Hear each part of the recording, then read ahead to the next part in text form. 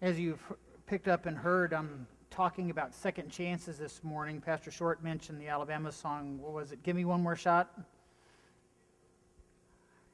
I'm more of a classic rock guy, so sorry, I'm not with the Alabama. But hopefully you'll catch that theme as we go in. Because it's about second chances, and talking about second chances this morning. Have you ever wanted a second chance at something? Years ago, I played golf, and golf was accurately described to me one time as one good shot surrounded by many desires for a second chance. There are times when we will go at bell practice and we'll play through a piece at handbells, and the minute we'll finish the piece at handbells, I'm the first one who will say, "Can we try that again, please?" Needing a second chance. I can give you a glimpse into all preachers' lives is that there are times when we finish sermons and finish talking and we walk out and we think, I sure wish I had a second chance at that one. But what about God? What about your relationship to God? How many times have you desired a second chance with God? And a second chance from life and second chance from our loving Father in heaven. And if you've gotten that second chance, and I know you've gotten multiple second chances, how many times have you burned through those second chances? Multiple times. Because our story this morning you just heard is about second chances. There's another story that I used this morning, part of our assigned readings that we're just reading the one. But when I fill you in and talk about here, it's a story of healing. It takes place in the Old Testament times. From 1 Kings chapter 17, if you want the reference. And it takes place in Old Testament times. It takes place at a time where there is a very bad king on the nation of Israel in a time frame when they've had a long string of bad kings. And the prophet tells us that it takes place in a city called Zarephath. And it tells us it's Zarephath because Zarephath is a town that's outside the boundaries of Israel. These are non-Jews. These are Gentiles. These are not people who believe in the God of Abraham, Isaac, and Jacob. They've never been in a synagogue. They've never been in the temple. They worship the Baals. They worship the false gods with their fertility rites. And God has taken Elijah up to a place called this Zarephath, and he's staying with a widow at Zarephath. And God, through Elijah, is providing bread to this widow at Zarephath in the midst of a great famine. And the story goes, and it just simply says, and the son died. The son died. Now fast forward you about 700 years, and Jesus is walking through Galilee and comes to a town called Nain. And they mention Nain because Nain is in Galilee territory. The inhabitants of Nain are Jews. Inhabitants of Nain go to the synagogue. They go to the temple. They do their sacrifices. They believe and they trust in the God of Abraham, Isaac, and Jacob, the God who led them out of the Exodus. And Jesus is coming in to Nain, and as he comes into Nain, he sees a funeral procession walking out of the city. As it comes out of the city, Jesus goes up to the funeral procession, and he sees in this procession that there's a young man on the top of the bier, and Jesus walks up, and Jesus does something that only makes sense if you are the Son of God. He stops the bier, he stops the procession, and he speaks to a dead man.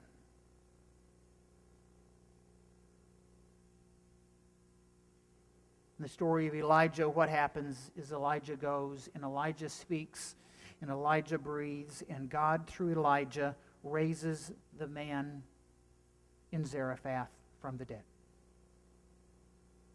An outsider, a foreigner, somebody who doesn't know the blessings. God's second chances for life, and second chance with him. And Jesus goes and Jesus speaks to a dead man, and the man rises from the dead and gives him a second chance.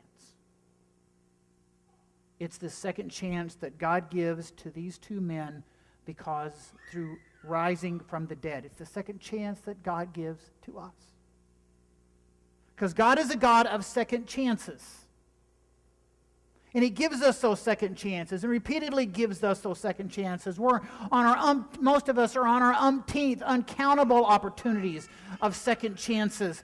But we who've received more second chances than we can count, many of us at times do our best to blow it. We do our best to mess up those second chances. We do our best to foul it up. It's called sin. And do our best to offend God from those second chances. But grace is all about second chances. We who have messed up and we who have messed up repeatedly are given the abundance of God's grace. The Apostle Paul describes it this way in the book of Romans. He says, "How much more will those who receive the abundance of grace and the free gift of righteousness reign in life through the one man, Jesus Christ?" It's the overwhelming grace of God. It's the overwhelming, overpowering, surrounding grace of God, the grace and love and the caring presence of God that God gives to you. In the Old Testament story, He gave to those who, yes, were outside of Israel, not a part of the family, that He gave to the members in the family. It's this overwhelming grace of God. It's this second chance that God gives to us and to you. Today and each day. For each day we have the opportunity. Remember, we're baptized. If you happen to remember the old Lutheran words, they used to describe baptism. Luther in his catechism describes baptism two ways. He talks about new birth, and he talks about baptism in new life. It's God's second chance. In the waters of baptism, God gives us that second chance at life. It's second chance that He gives us, the second chance that only comes by grace in the water. We're going to celebrate that at our next service this morning. Baby's going to get that second chance. But each one of us get that second chance. Each one of us get that second chance. We sit here and we remember the fact that we're baptized. Remember the fact that God poured water on our heads. Remember the fact that God has poured that grace into our lives, into our hearts. That's that second chance.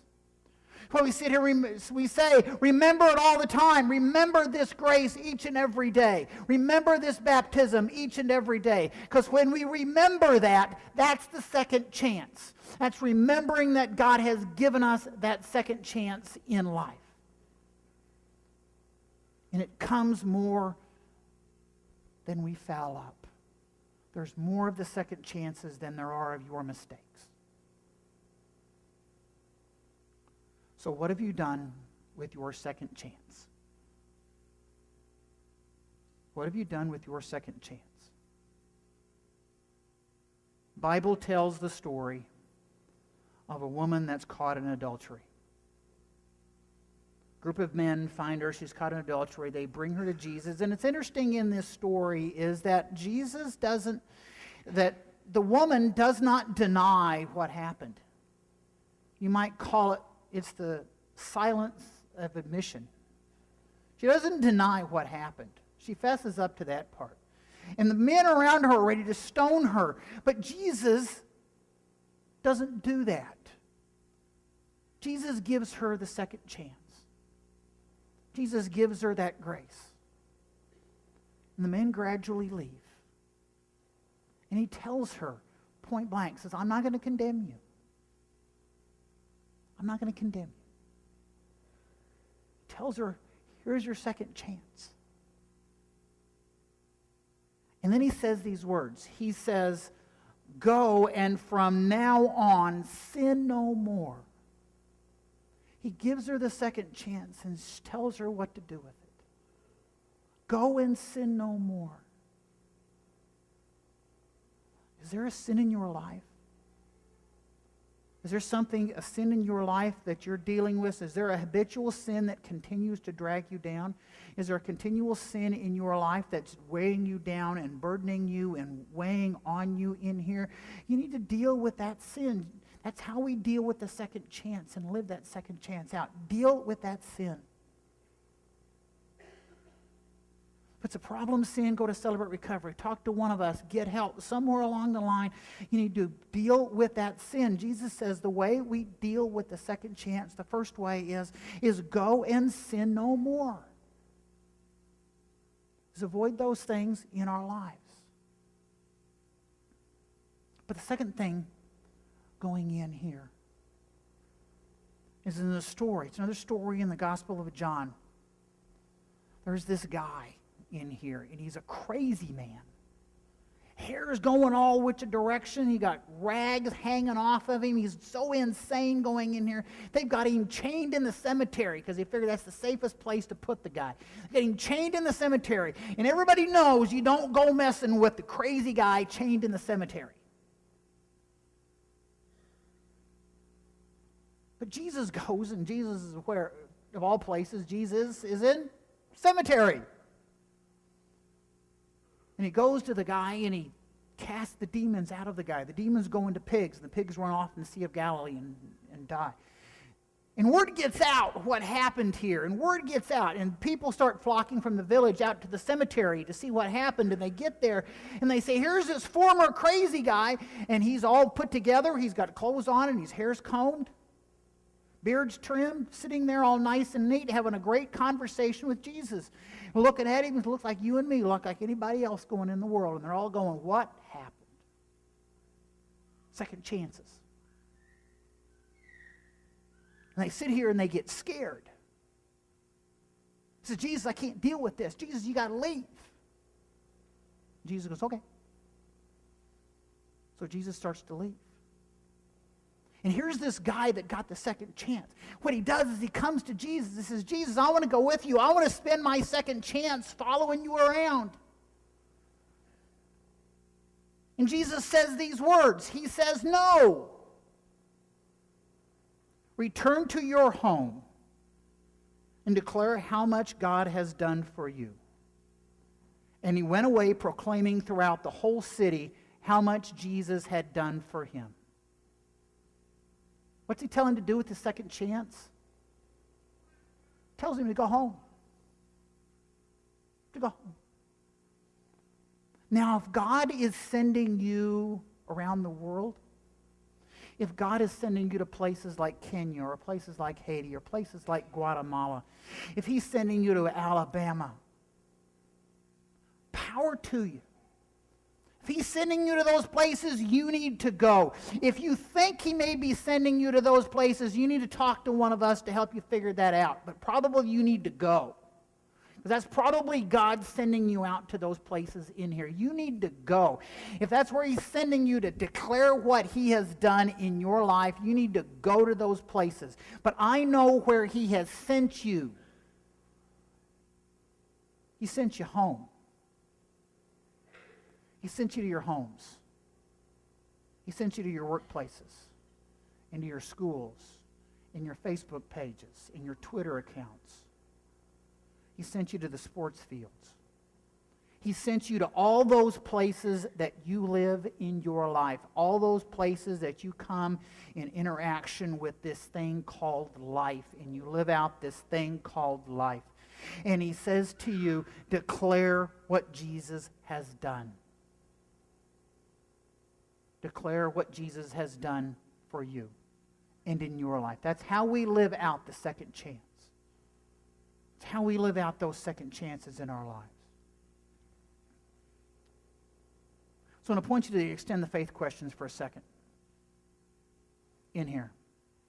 As you take this and start processing what's going on in our world and how do we process this as we take it home today, a couple of questions. If you look in your bulletin from the Extend the Faith questions, it says, first question, what has you trapped and from which you need a second chance? What has you trapped from which you need a second chance? You need to name it. If there's something in your life that's got you trapped, you need to name it. You need to name it to yourself. You You need to name it to God, and you need to name it to somebody else who can bring you help and get you help. You need to name that thing. Second thing, do you believe and trust in God's second chance that comes from His grace? Do you believe and trust in God's second chance that comes from His grace? If not, what's preventing you? What's preventing you? Because let's talk about it. Because the second chances God has are from that grace. And if you're not there with me, you're not there with me this morning, let's talk about it and figure out why. And how do we get there? And the third one is, what are you doing with your second chance? How are you proclaiming what Jesus has done for you? How are you doing that in your life? How are you doing that where you're at? How are you doing that in where you're intersecting with the world? Because it boils down to second chances. Because bottom line, yes, we all are on our umpteenth and our multiple second chance in life. But that's the power of grace. That's that power of grace that God comes to us and through us and overwhelms us, that gives us that second chance that we call grace. Amen.